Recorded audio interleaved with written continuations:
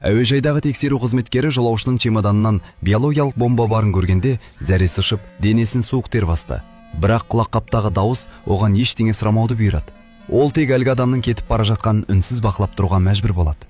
Итан бүгін ғана әуежайдың тексеру бөліміне жаңадан қызметке тағайындалған еді. Жұмысқа кіріскеніне көп уақыт өтпей, оған бір жолаушы әйел келіп, тауып алған құлаққабын өткізеді. Әдеттегідей қарапайым жағдай болып көрінгенімен, Итан оны жоғалған заттар бюросына апармақ болғанда, телефонына бейтаныс нөмірден хабарлама келді. Мұны әріптестерінің қалжыңы деп ойлаған ол, құлаққапты киген сәтте, ішінен шыққан суық дауыс бойын мұздатып жібереді. Бейтаныс адам жақын арада оның бақылау бекетінен жүгі бар бір жолаушы өтетінін, егер Итан тіс жармай үнсіз қалса, оның сүйіктісі аман қалатынын айтады. Итанды сендіру үшін қылмыскерлер тіпті оның үйіне басып кіріп, іштегі жағдайды және жігіттің сүйіктісінің аяғы ауыр екеніне дейін егжей-тегжейлі сипаттап берді.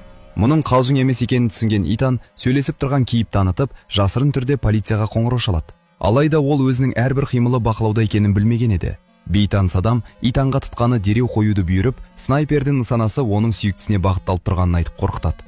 Не істерін білмей абдыраған Итан бұл сөздердің рас өтірігін тексеріп, тәуекелге бара алмады. Шарасыздықтан үнсіз қалып, айтқандарын орындау үшін телефонды сақтау камерасына қоттап тастайды.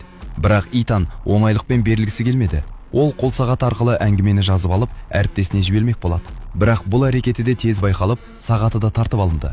Тек осы кезде ғана Итан өзінің аңдуда екенін толық сезінеді. Оған жұмыс орнына қайта оралудан басқа амал қалмайды. Ол не істерін білмей уайымдап отырғанда, бір жолаушы кезектің баяулығына наразылық білдіреді. Осы сәтте Итанның басына бір ой келді. Ол багажды тексеруді сылтауратқан кейіппен тасаланып, арнайы қаламмен билеттің сыртына жағдайды жазып үлгереді. Содан кейін әріптесін билетті тексеруге шақырады. Алайда жоспар іске аса берер сәтте, күдікті бейтаныс ер адам әлгі әріптесімен соқтасып қалады да, санаулы секундтардан кейін бақылаушы жерге құлап жан тәсілім етеді. Қылмыскер хат жазылған билетті алып, Итанға мағыналы жүзбен қарайды. Бұл ашықтан ашық ескерту еді.